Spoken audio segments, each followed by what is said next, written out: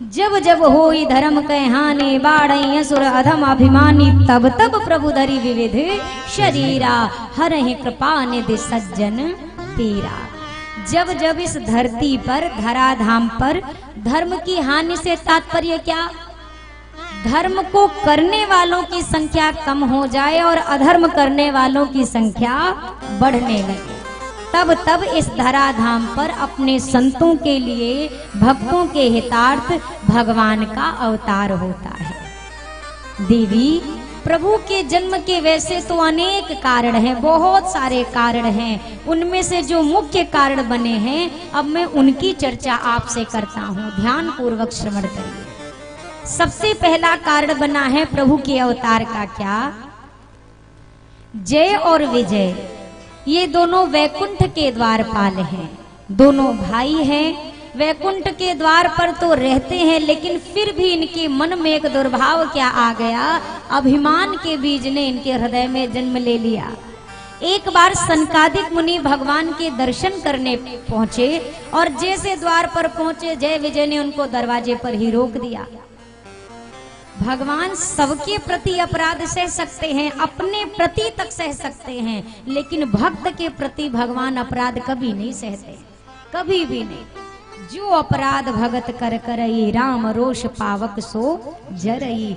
आज संतों का अपमान कर बैठे जय और विजय।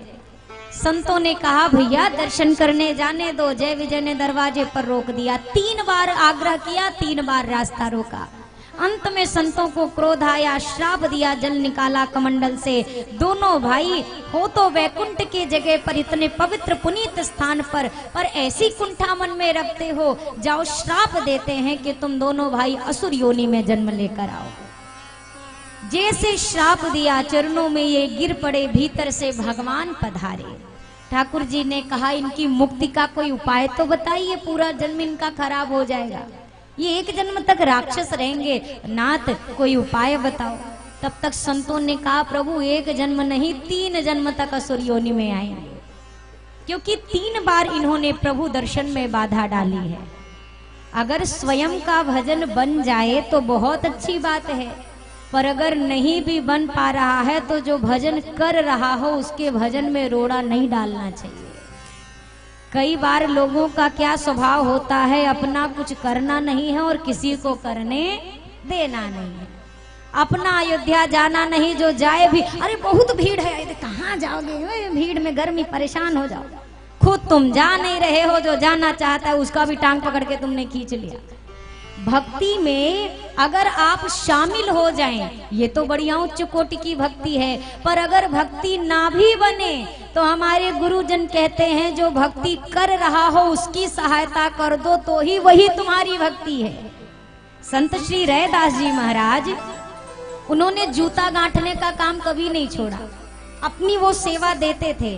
अच्छा, सबसे वो पैसे लेते थे, लेकिन जब कोई संत या भक्त आता था जयदास जी कभी उनसे दाम नहीं लेते थे, निशुल्क सेवा।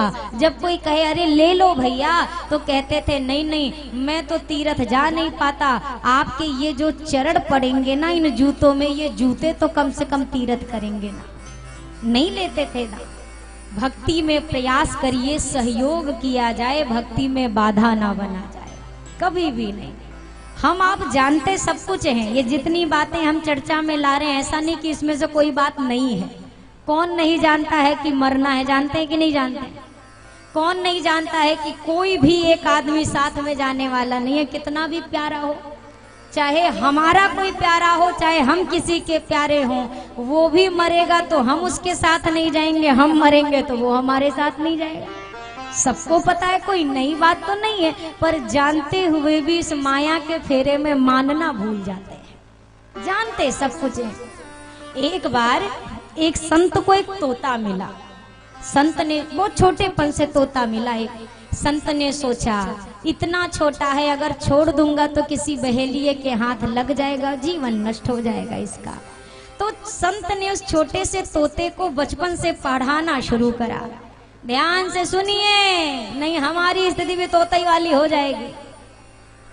संत ने बचपन से पढ़ाना शुरू किया। बोल भैया, बहेलिया आएगा, जाल बिछाएगा, दाना डालेगा, हम नहीं फंसेंगे, नहीं फंसेंगे, नहीं फंसेंगे।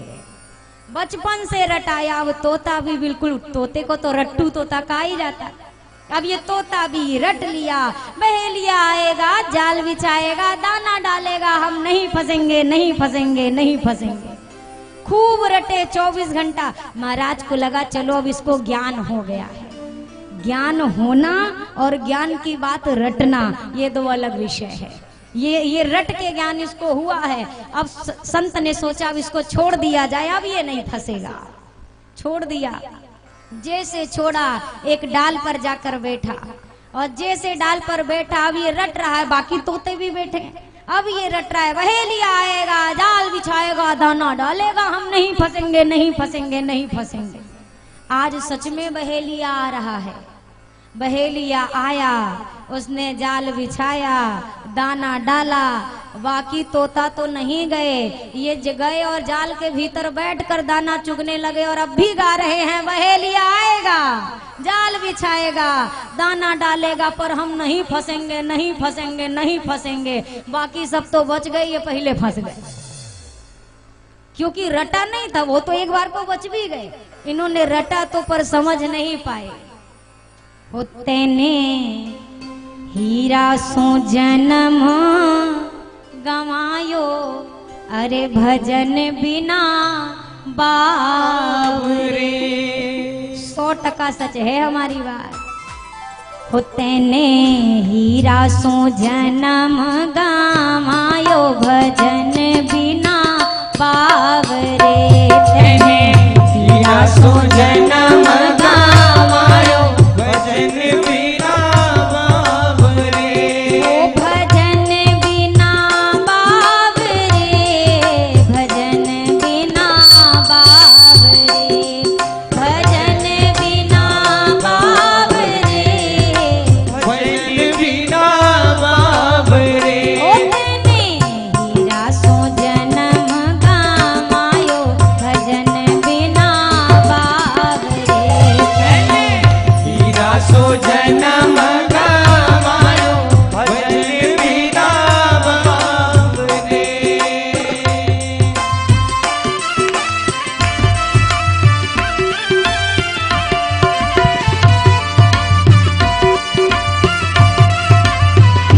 जय हो।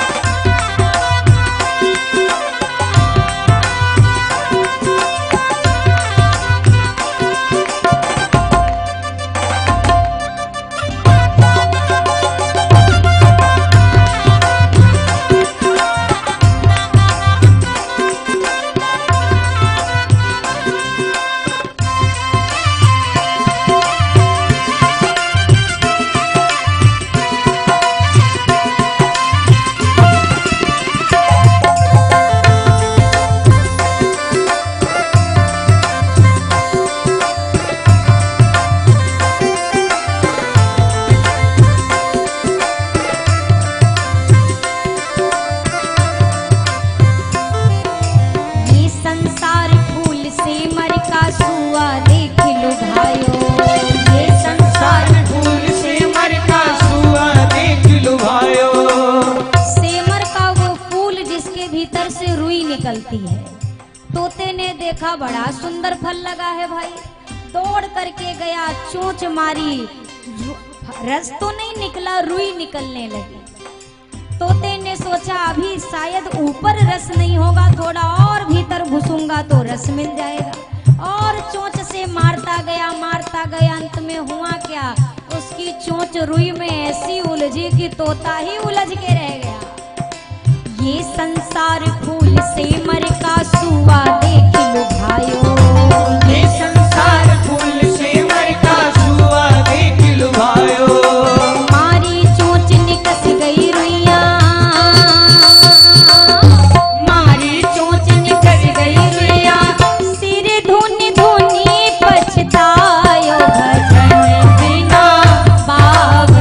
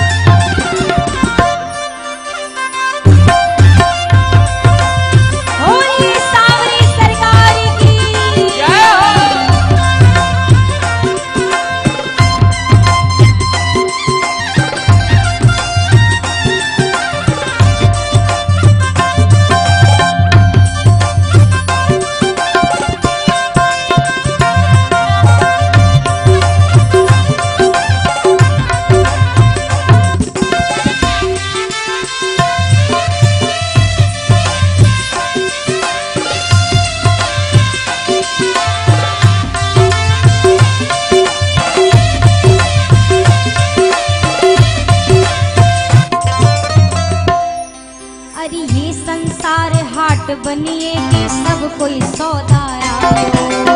ये संसार हाट बनिए कि सब कोई सौदा आयो। ये संसार हाट बनिए कि सब कोई सौदा आयो। ये संसार हाट बनिए कि सब कोई सौदा आयो। हम जब बाजार जाते हैं तो हमारा एक बड़ा अच्छा स्वभाव है। दुकान में पहुंचे, दुकान वाले से सामान की कीमत पूछी कितने का। दुकान वाले ने कहा 100 रुपए। अरे भैया छोड़ो 80 लगा लो। करते हैं ना। ये संसार हाट बनिए कि सब कोई सौदा आयो। ये संसार हाट बनिए कि सब कोई सौदा आयो। चार कुमाल चौगुनों कीन्हे, गुनों कीन्हे, मूरख मूल गवायो। भजन बिना बावरे, तेने हीरा सो जन्म गवायो। भजन बिना बावरे, तेने हीरा सो जन्म गवायो। भजन बिना बावरे।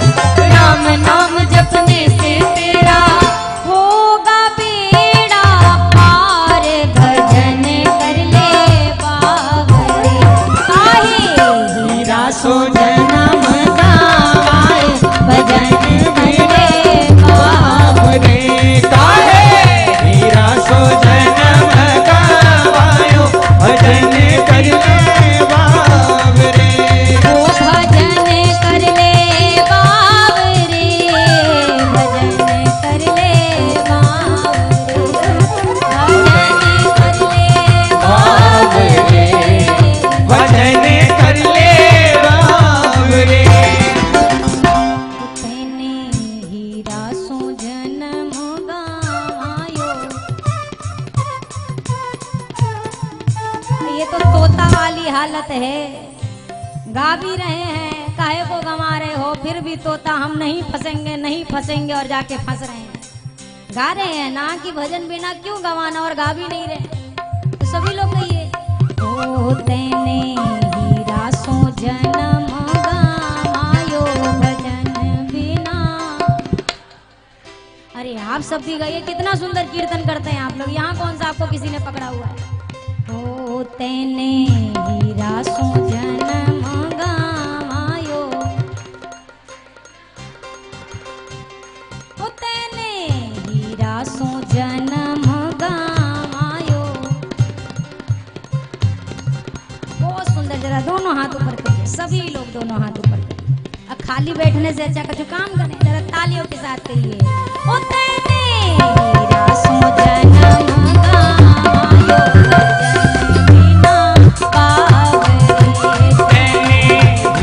सो जन्म गवायो भजन बिना भाव रे। ओ तेने हीरा सो जन्म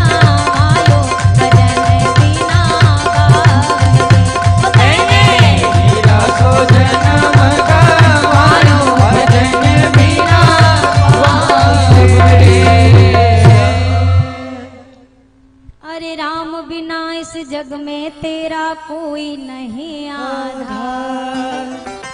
राम नाम जपने से तेरा होगा बेड़ा पार।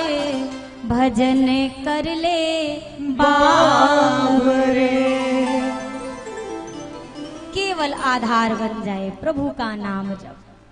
राम नाम जपते रहो जब तक घट में प्राण। कब हूँ तो दीन दयाल के भनक पड़ेगी कान। 1 महीने का बच्चा भी ना तब तक रोता है जब तक उसकी मैया उसको गोद में ना उठा ले। और हम 30 वर्ष 40 वर्ष 50 वर्ष 60 वर्ष के लोग एक बार भगवान को बुला के सोचते हैं भगवान की गरज लगी हो तो आए। हम काहे को बुला, वो तो बुला लिया, अब कितना बुलाएंगे भैया। जब तक वो ना सुने बुलाते रहिए। तेरी चौखट पे आना मेरा काम है, मेरी बिगड़ी बनाना तेरा काम है। केवल इतने विश्वास से बाबा ने कहा देवी जय और विजय को जब श्राप मिला तो ये दोनों भाई सतयुग में हिरण्यकश्यप और हिरण्याक्ष बने। संतों ने कहा था कि प्रभु हर बार इनके उद्धार के लिए आपको भी धरती पर जाना होगा, तो इनके मोक्ष के लिए उद्धार के लिए रघुनाथ प्रभु ने मेरे एक बार नरसिंह अवतार और वराह अवतार लिया सतयुग में।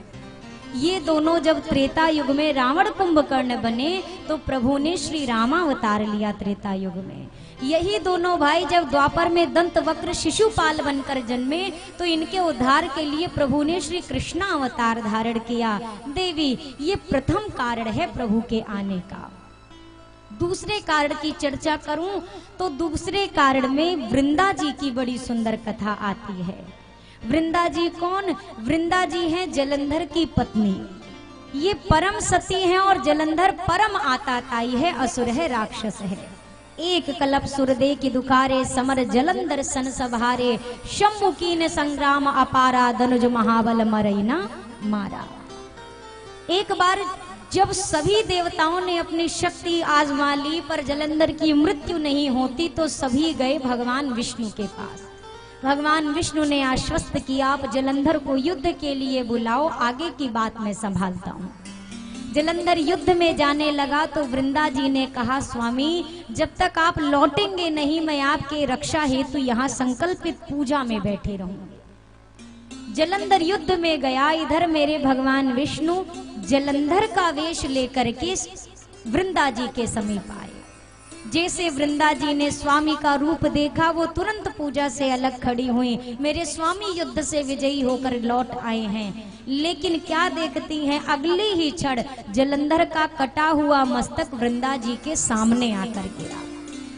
समझ गई वृंदा जी हो ना हो मेरे साथ छल किया गया है। रोष में भरी हुई बोली कौन हो तुम, अपने वास्तविक रूप में आओ। भगवान ने जब वास्तविक स्वरूप प्रकट किया तो वृंदा जी को क्रोध भी है और कष्ट भी है।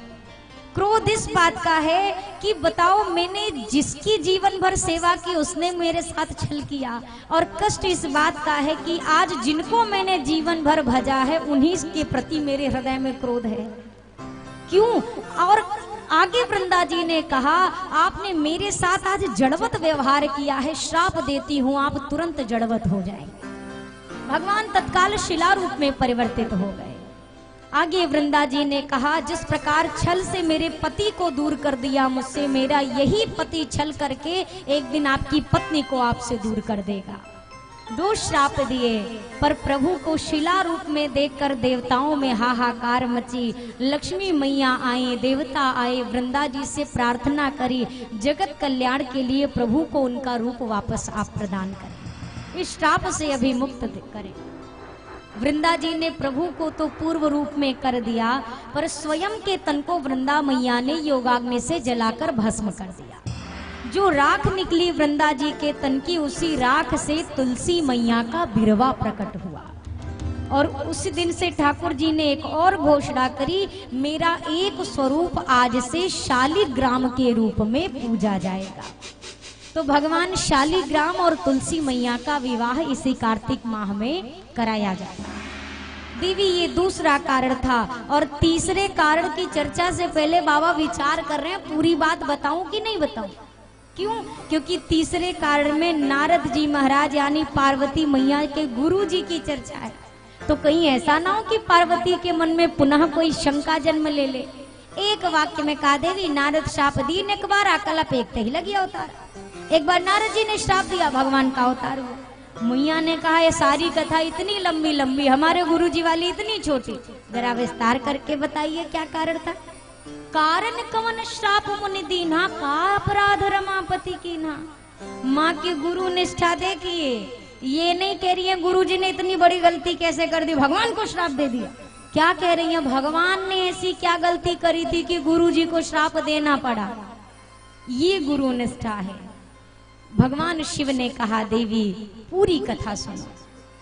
हिमगिरि गुहा एक अति पावनी, हिमगिरि गुहा एक अति पावन, वह समीप सुरसरी सुहावनी, वह समीप सुरसरी सुहावनी, सुमिरत हरि श्राप गति बाधी, सुमिरत हरि है श्राप गति बाधी, सहज विमल मन लागी समाधि, सहज विमल मन लागी समाधि, सीम की चापी सकई को तासु, सीम को चाप सकई को तासु, बड़े रखवार रमापति जासु, बड़ रखवार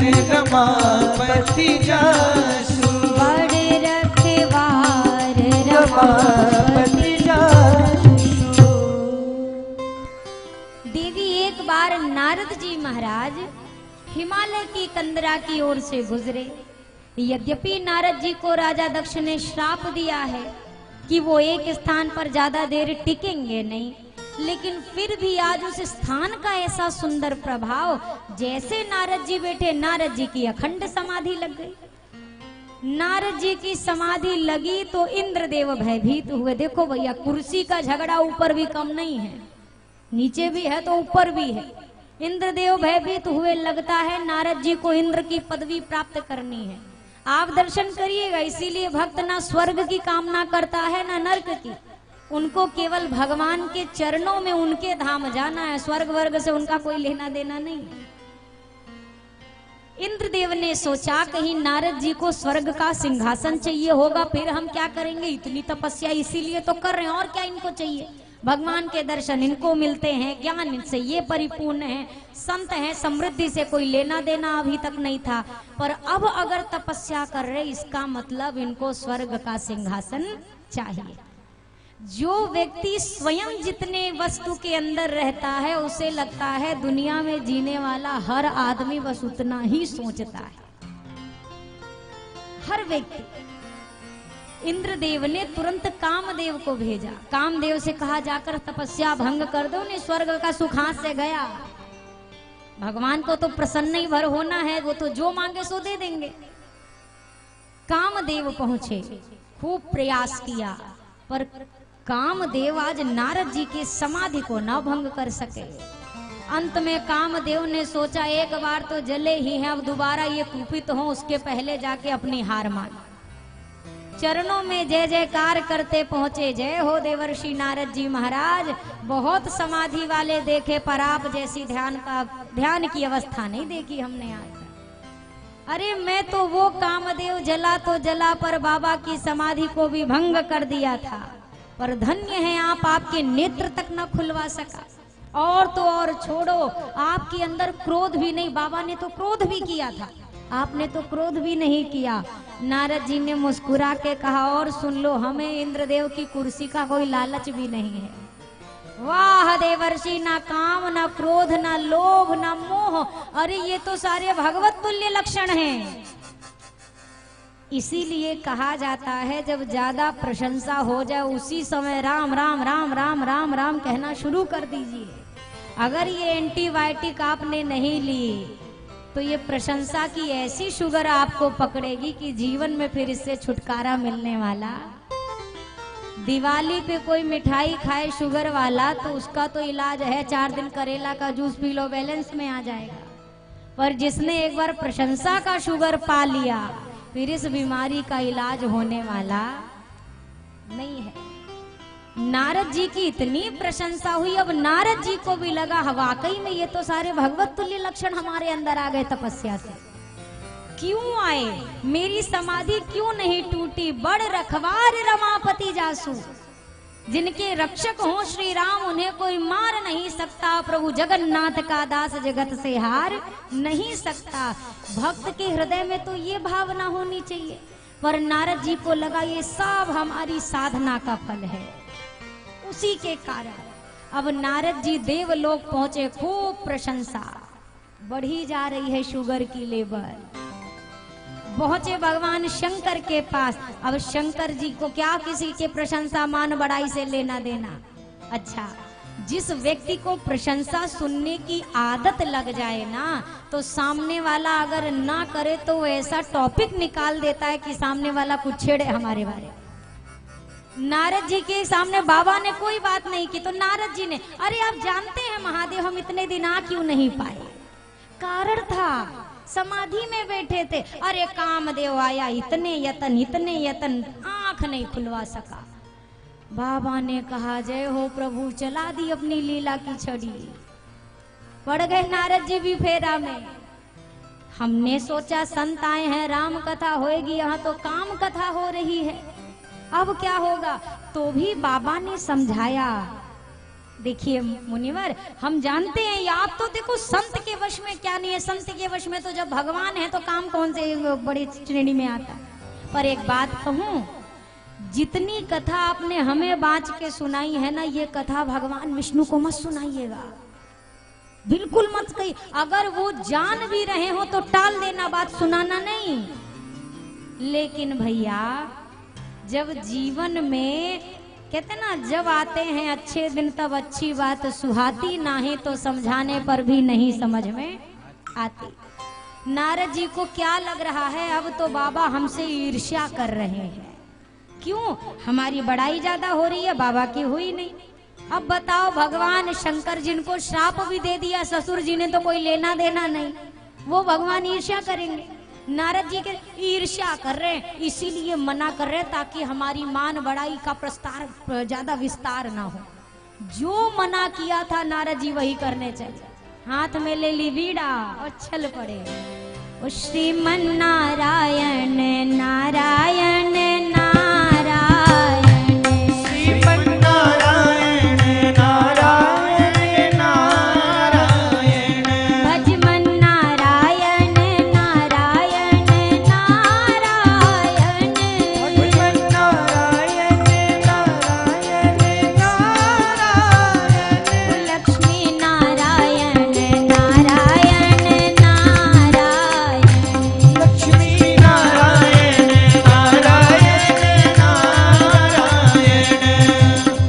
एक बारी कर तल बर बीना, एक बारे कर तलवर बीना, गावते हरि गुण गान प्रवीणा, गावत हरि गुण गान प्रवीणा, क्षीर सिंधु गवने मुनि नाथा, क्षीर सिंधु गवने मुनि नाथा, जहाँ बसे श्रीनिवास श्रुति माता, जग बस श्रीनिवास श्रुति माता। श्रीमन नारायण नारायण नारायण, श्रीमन नारायण नारायण नारायण, बद्री नारायण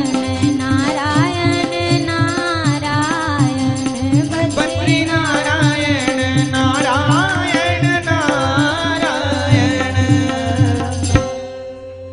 एक बार कर तलबर बीना, गावत हरि गुण गान प्रवीणा, नारायण नारद जी महाराज वीणा लिए प्रभु का गुणानुवाद करते हुए क्षीर सागर पहुंचे। क्षीर सागर पहुंचे तो बड़े दिन के बाद आज नारद जी मिले थे भगवान से। जैसे बहुत दिनों बाद कहीं कॉलेज से हॉस्टल से लौटा बेटा अगर पिता के आगे आ जाए तो पिताजी गले पहले लगाते हैं, पैर छूने का मौका बाद में देते हैं। भक्त आज बहुत दिन पे भगवान को मिले, भगवान इतने आनंदित हुए, आसन छोड़कर भगवान आगे बढ़े और जाकर के नारद जी को हृदय से लगा लिया। ये तो भक्त की, प्रभु की भक्त वत्सलता है ना। पर नारद जी को क्या लग रहा है, ओ हो, हमारे बताने से पहले ये बात पहुंच चुकी है, नहीं तो आज तक तो भगवान कभी हमारी अगुवाई करने नहीं आए। वो अपने स्थान पर बैठते थे, हम जाके प्रणाम करते थे। लगता है पहुंच गई है बात, जान गए हम भगवान की, नारद जी ने भी बड़ी बड़ी सफलता हासिल कर ली, तभी तो आगे से आए स्वागत करने। अच्छा इतना ही नहीं, नारद जी दूसरे आसन पर बैठ रहे थे तो प्रभु ने कहा नहीं वहां नहीं, आज आप यहाँ बैठो हमारे बगल में। अपने बगल आसन दिया। अब नारद जी का तो यकीन पक्का हो गया, जान गए अब ये पहले वाले नारद नहीं है, बगल में स्थान दिया है। तभी प्रभु ने तो ठाकुर जी बैठे। ठाकुर जी ने, अब नारद जी सोच रहे शुरू करूं तो करूं कैसे, तब तक ठाकुर जी बोल पड़े, अरे देवर्षि बड़े दिना पे आए, दर्शन दिया, बहुत दिनन कीनी मुनि दाया। मतलब समझना चाहिए ना, भगवान कह रहे बड़े दिन बाद आपने दया करी हम पर। भक्त ये बात कहे तो समझ में आता है, भगवान कह रहे। तो नारद जी को मिला मौका और पूरी काम कथा बांच के सुना दी। अरे प्रभु क्या बताऊं, आना तो चाहता था, तपस्या में बैठ गया और वही तपस्या में कामदेव आया, ये हुआ। अब तो ठाकुर जी तो समझ गए कि नारद जी के भीतर क्या चल रहा है। जो भी भला बुरा है मेरे राम जानते हैं, अरे हम सबके दिल में क्या है मेरे राम जानते हैं। प्रभु को तो सब पता, भगवान ने और प्रशंसा करी।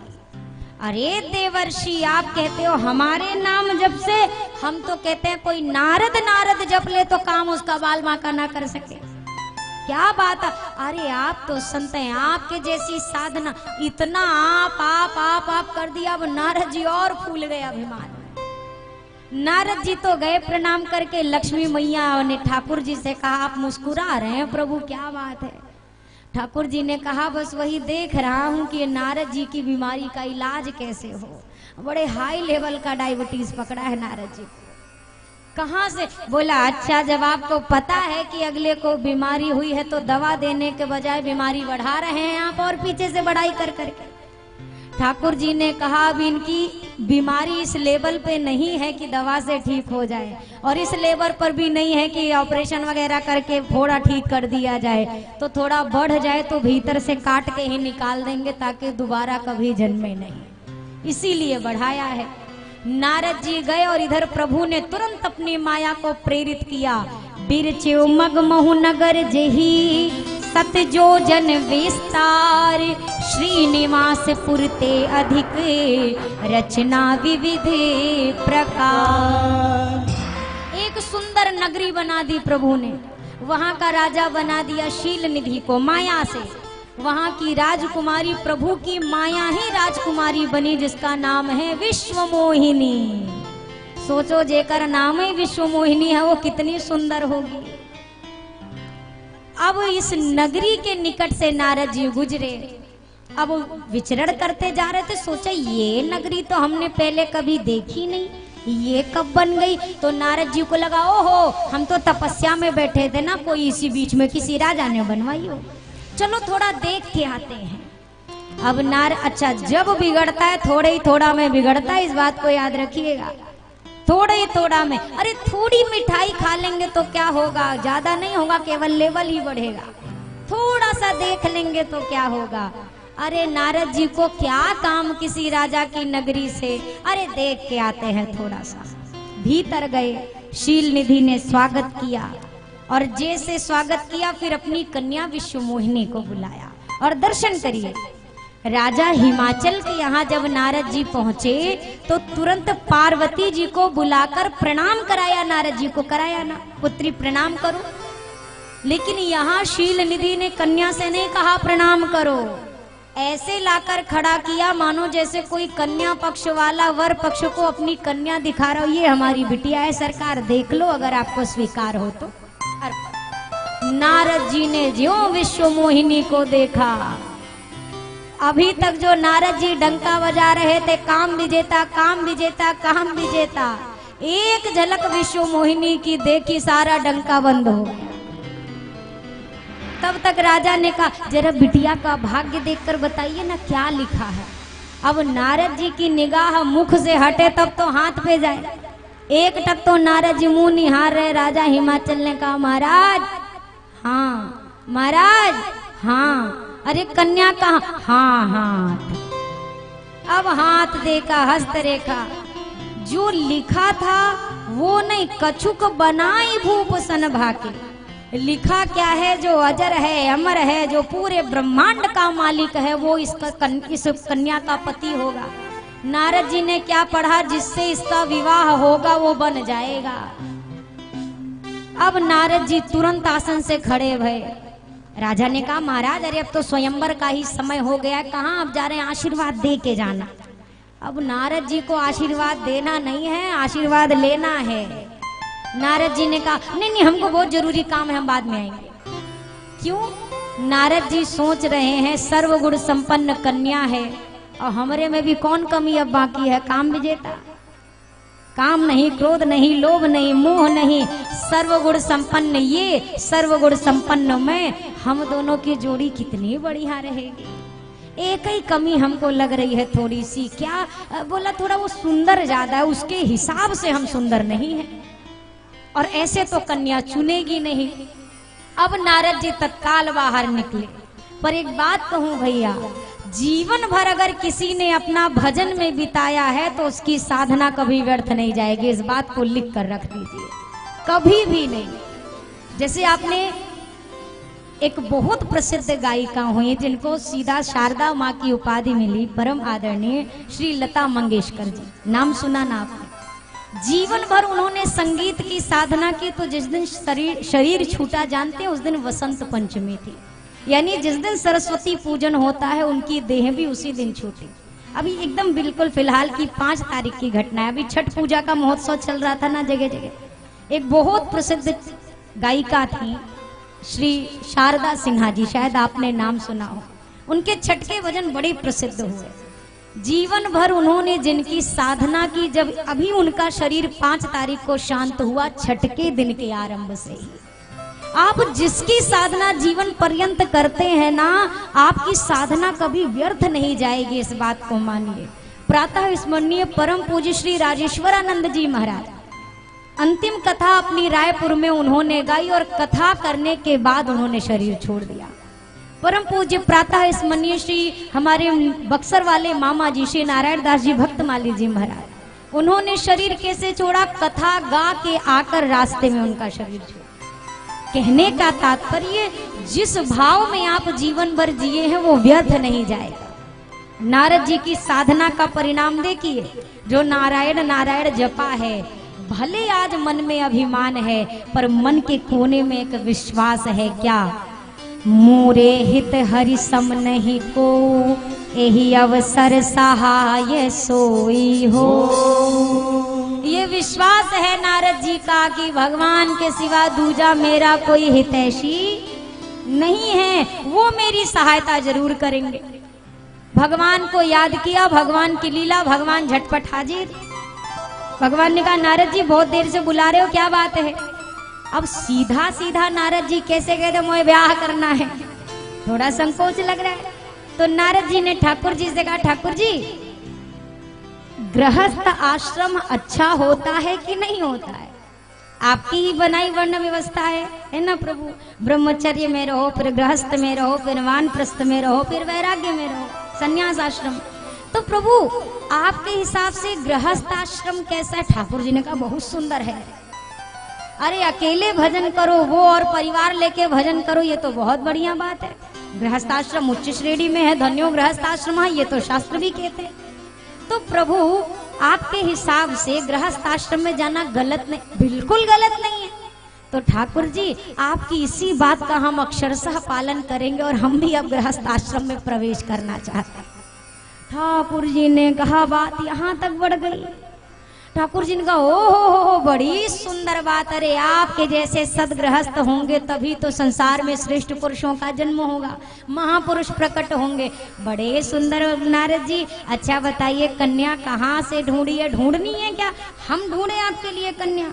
नारद जी ने कहा नहीं, हमने ढूंढ ली है।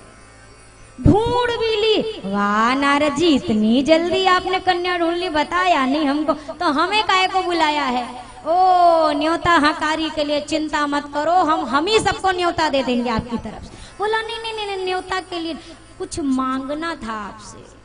ठाकुर जी ने कहा हाँ, शादी ब्याह में तो लेना देना ये तो हो ही जाता है, कुछ घटता है कुछ बढ़ता है, क्या चाहिए? पक्का हमारा वाहन बारात जाए, गरुड़ हाजिर है, आज से ही आपकी सेवा में गरुड़ आप रखिए, बारात जाइएगा चका। नहीं, गरुड़ नहीं। अच्छा तो आभूषण वस्त्र हमारे जैसा? हाजी आप जितना कहिए। अरे नहीं सरकार, ये भी नहीं चाहिए। तो क्या चाहिए? नारद जी ने कहा प्रभु आपन रूप देहु प्रभु मोहि, आन भांति नहीं पावो कोई, अपना रूप प्रदान कर दीजिए। ठाकुर जी ने कहा वारे नारद जी, मांगने वाले तो हमसे बहुत मिले, बहुत मांगने वाले मिले, सबने बहुत कुछ मांगा, किसी ने धन मांगा, परिवार मांगा, किसी ने हमसे हम ही को मांग लिया। आप पहले ऐसे मिले हैं जो हमारा मुंह हमसे चेहरा उधार मांग रहे। और नारद जी ये कहाँ का इंसाफ है कि चेहरा हमारा और ब्याह तुम्हार? ये उधार मांगने की भी कोई चीज होती है? जूता चप्पल दे दो, गाड़ी घोड़ा दे दो, कपड़ा लत्ता दे दो, अब कोई ये कहे भैया मुंह उधार दे दो, ब्याह करके लौटा देंगे। ठाकुर जी सोच में पड़े हैं, नारद जी को क्या करें, अब पहली बार मांग रहे हैं, मना कर नहीं सकते, और जो ये मांग रहे हैं वो हम दे नहीं सकते, करें तो क्या करें? ठाकुर जी सोच में थे, तब तक नारद जी बोल पड़े टाइम नहीं है, जय वेदनाथ होई हित में मोरा, करहु सो बेगी दास में तोरा, समय नहीं है जिसमें मेरा हित हो कर दो। ठाकुर जी ने कहा बच गए नारद जी, नहीं ऐसे लपेटा में आते माया के ना कि जिंदगी में फिर उबर नहीं पाते। जे विधि होई ही परम हित नारद सुनो तुम्हार, अब मैं हित वाला नहीं करूंगा, परम हित वाला करूंगा। और नारद जी का परम हित इस समय ठाकुर जी को सुंदर बनाने में नहीं, बंदर बनाने में नजर आया। ठाकुर जी ने बंदर का मुखड़ा दे दिया, वानर की आकृति।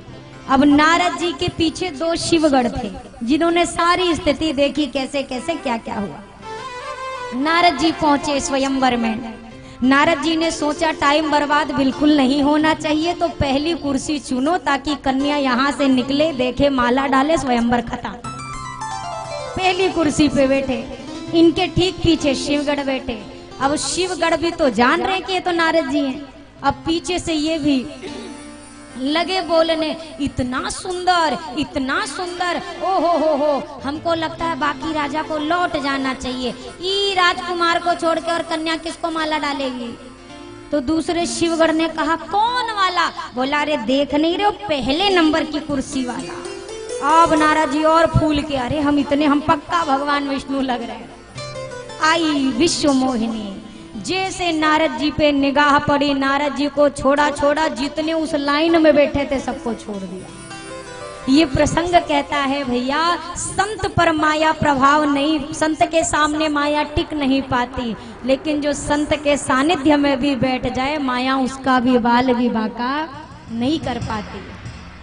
अब इधर ठाकुर जी आए नृप के वेश में।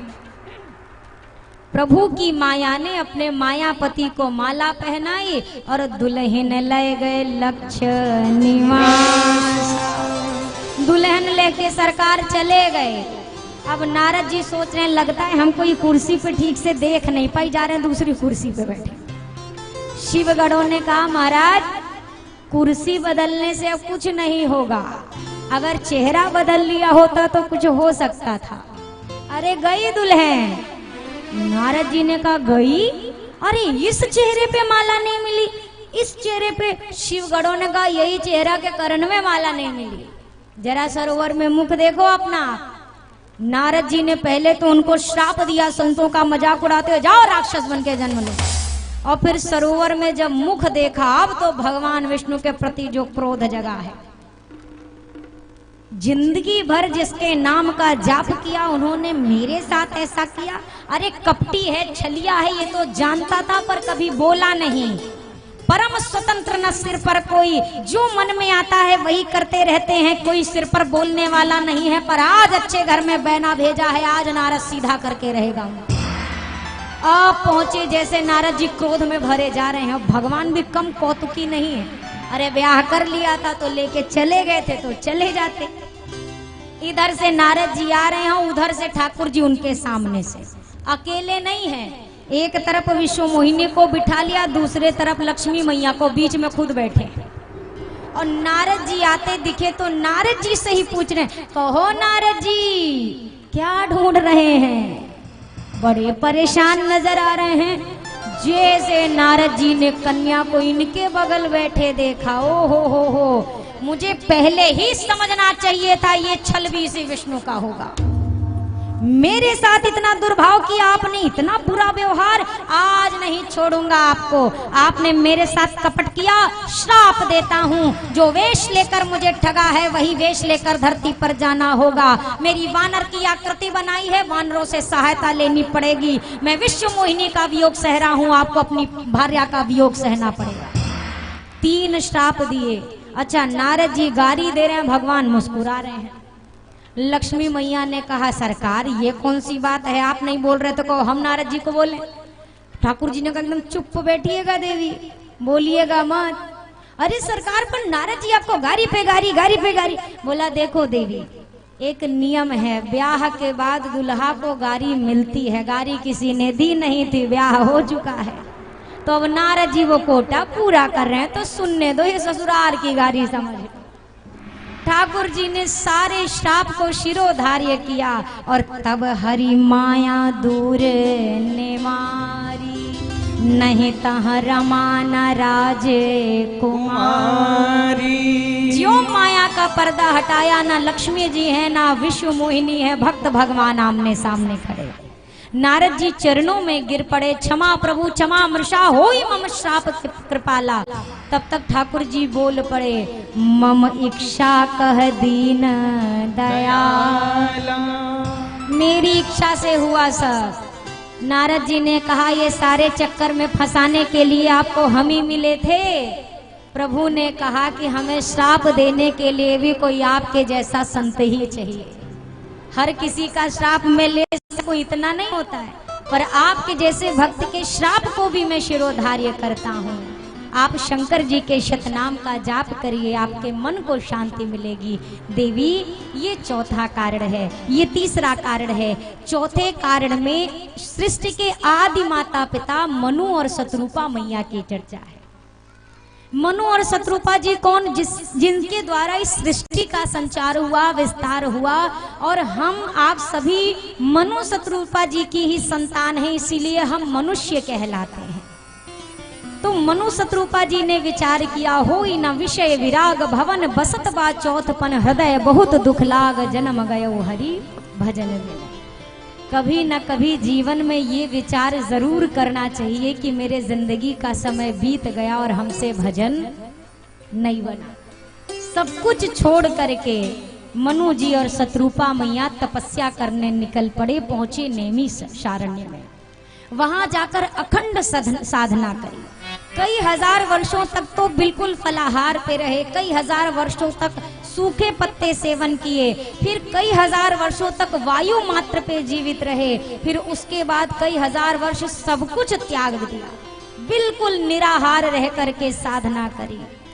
शरीर में केवल अस्थि मात्र शेष रह गया है। अभी तक भगवान के दर्शन नहीं मिले हैं, पर आज आकाशवाणी हुई। जैसे आकाशवाणी के शब्द कानों में प्रविष्ट भये हैं, ऐसा लग रहा है मानहु अब ही भवन ते आए।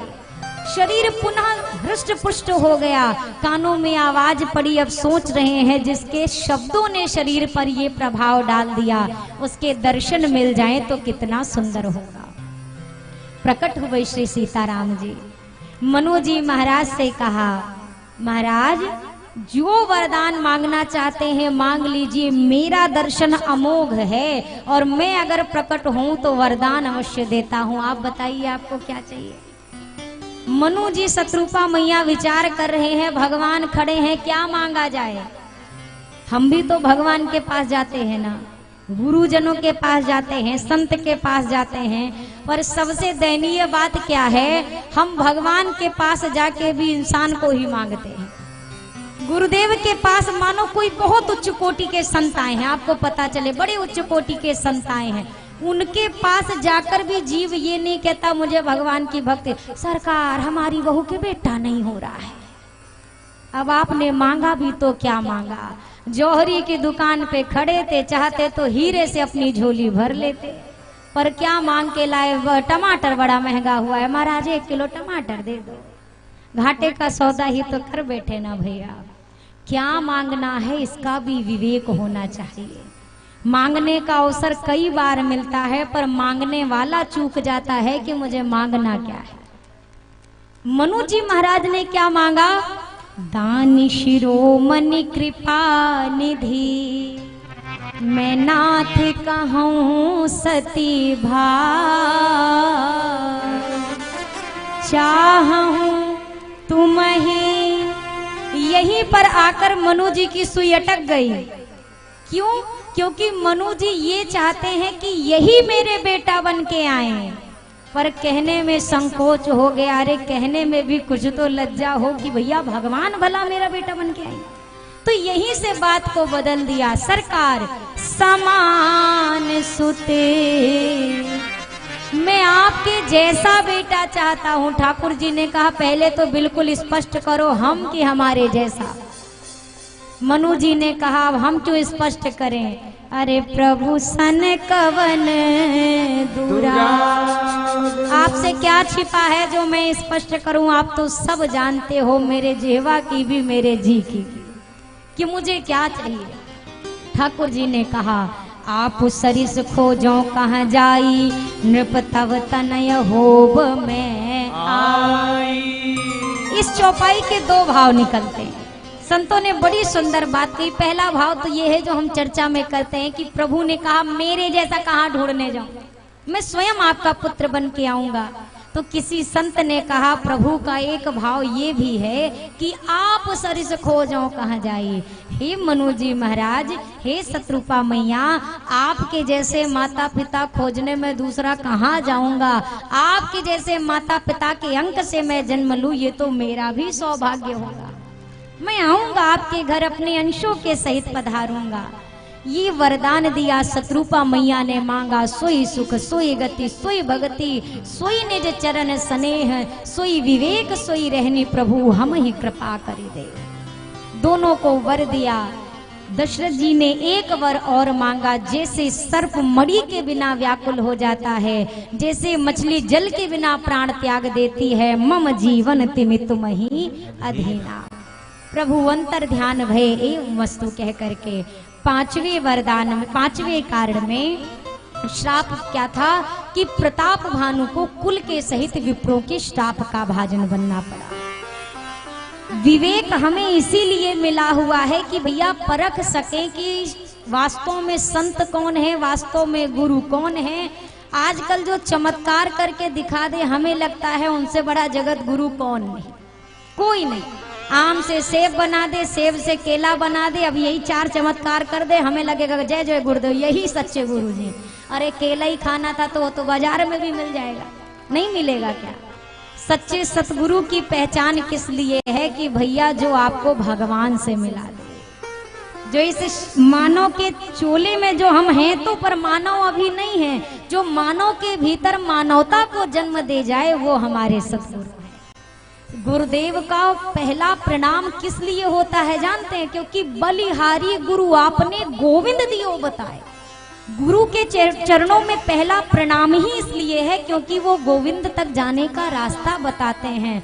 और जो ये कह दे हम ही सबसे बड़े भगवान हैं, फिर कैसे सदगुरु?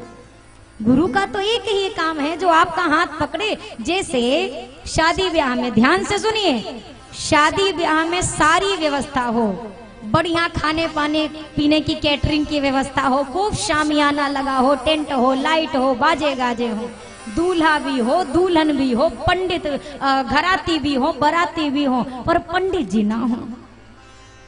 अब आप बताओ, सारे चीज का कोई मोल रह गया क्या? बराती शादी कराएंगे कि घराती मंत्र पढ़ेंगे? कौन कराएगा ब्याह?